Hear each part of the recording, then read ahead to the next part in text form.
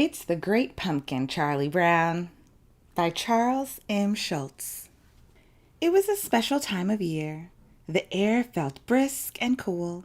The colorful leaves fell from the trees. The pumpkins were ready to be picked. It was fall, and for Linus, Lucy, Snoopy, and Charlie Brown, that meant Halloween was almost here. It also meant football. One afternoon, Lucy approached Charlie Brown. "I'll hold the ball, and you come running and kick it," she said sweetly. But Charlie Brown shook his head. He knew what Lucy was up to. "You just want me to come running up to kick the ball so you can pull it away and see me land flat on my back."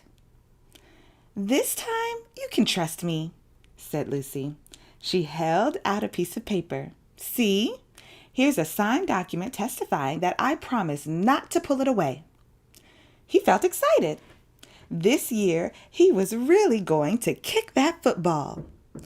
Charlie Brown got a running start, but as usual, Lucy pulled the ball away as he got close.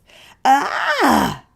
cried Charlie Brown as he flew into the air. "Peculiar thing about this document," said Lucy. "It was never notarized." Meanwhile, Linus was busy with his own fall tradition. He was writing his annual letter to the Great Pumpkin. "Dear Great Pumpkin," Linus began, "I am looking forward to your arrival on Halloween night. I hope you will bring me lots of presents." Charlie Brown was curious. "Who are you writing to?" he asked. Linus smiled, and then he explained. "This is the time of year to write to the Great Pumpkin. On Halloween night, the Great Pumpkin rises out of his pumpkin patch and flies through the air with a bag of toys for all the children." Charlie Brown shook his head as he walked away. Even Snoopy laughed as he walked by. Linus kept on writing.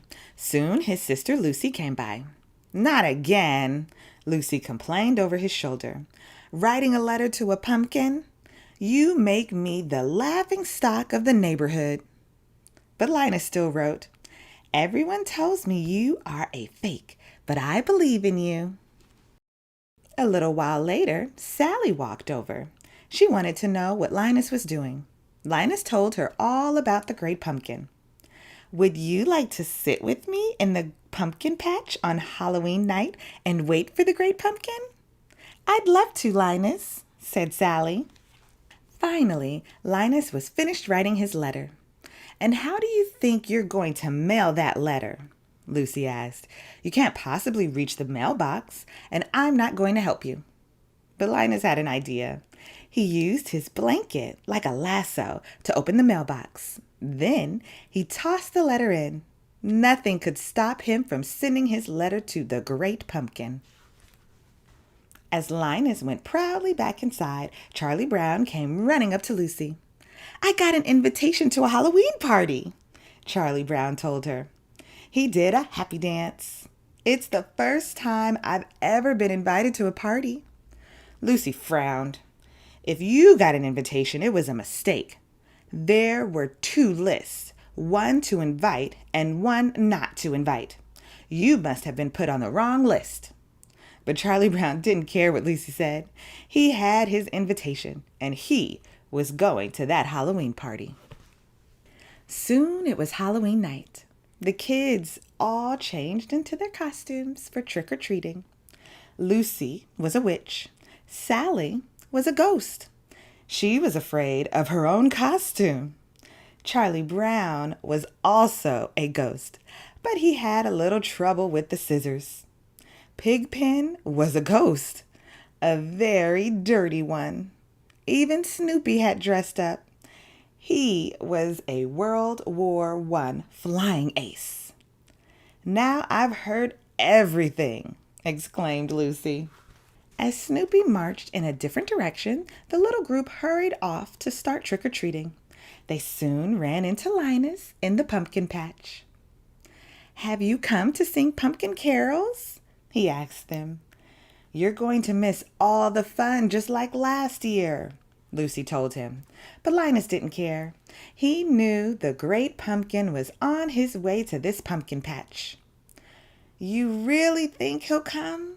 Sally asked. As everyone left to go trick-or-treating, she was torn. Should she go with them or stay with Linus? Sally decided to stay. "I'm glad," said Linus. "You'll see the great pumpkin with your own eyes. Each year, the great pumpkin rises out of the pumpkin patch that he thinks is the most sincere. He's got to pick this one. I don't see how a pumpkin patch could be more sincere than this one." Meanwhile, the other kids had arrived at their first house of the night. "Tricks or treats!" they cried. One by one, candy was thrown into their bags. "Can I have an extra piece of candy for my brother?" Lucy asked. "He couldn't come with us 'cause he's sitting in the pumpkin patch waiting for the great pumpkin." The kids compared what they got. "I got 5 pieces of candy," said Lucy. "I got a chocolate bar," said Violet. "I got a quarter," said Schroeder. "I got a rock," said Charlie Brown. Soon everyone's bags were filled with candy, except Charlie Brown's. His bag was filled with rocks, but he didn't let that get him down. It was time to go to the Halloween party. On the way, Violet wondered where Snoopy, the World War I flying ace, had gone. "He's probably getting ready to take off on the next dawn patrol," answered Charlie Brown. Soon the group passed by the pumpkin patch. "Has the great pumpkin been by?" taunted Violet. "You think you're so smart," Sally called as the laughing group continued along. "He'll be here. You can bet on that." Sally turned to Linus. "All right, where is he?" "He'll be here," Linus assured her. "I hope so," said Sally. "Just think of all the fun we're missing." Across town, the Halloween party was in full swing. There were games and music and pumpkins to decorate. Violet, Patty, and Lucy wanted to draw the perfect face on their pumpkin, but how would they know what to draw on it? "You'll have to model for us," Violet told Charlie Brown. "You'll be the perfect model," agreed Patty. Charlie Brown felt honored. He sat down on a stool. Violet turned him around. That's when he realized they wanted to use the back of his head as the model for the pumpkin. Next, it was time to bob for apples. Lucy went first. "This is the way to do it." She stuck her head in the barrel and came up with an apple and Snoopy. "Blech!" she cried. "My lips touch dog lips." Snoopy danced along while Schroeder played the piano. Then he figured it was time to continue on his journey as the World War I flying ace. He sniffed his way to the pumpkin patch. Sally was just about fed up. Where was the great pumpkin?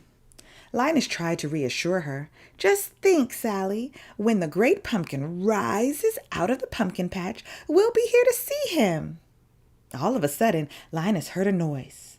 "What's that?" he asked. He watched as a dark figure appeared in the pumpkin patch. "There he is! It's the great pumpkin!" Linus shouted. He was so excited that he fainted. When Linus awoke, Sally was waiting for him. "What happened?" Linus asked. "What did the great pumpkin leave us? Did he leave us any toys?"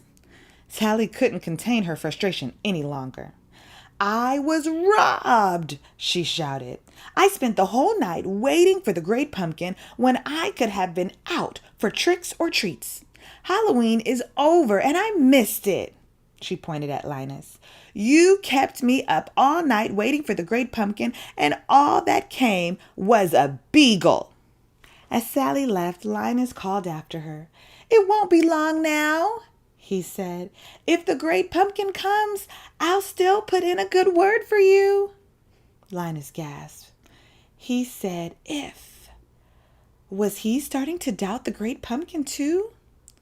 The hours ticked by. After a while, Linus fell asleep. He was shivering under his blanket when Lucy came out to get him in the very early hours of the morning and tuck him into bed. Later that day, Charlie Brown and Linus met up. "Well, another Halloween has come and gone," said Charlie Brown. "I don't understand it. I went trick-or-treating, and all I got was a bag full of rocks." Charlie Brown looked at his friend. "I suppose you spent all night in the pumpkin patch and the great pumpkin never showed up." "Nope," said Linus. "Don't take it too hard, Linus," Charlie Brown said. "I've done a lot of stupid things in my life, too."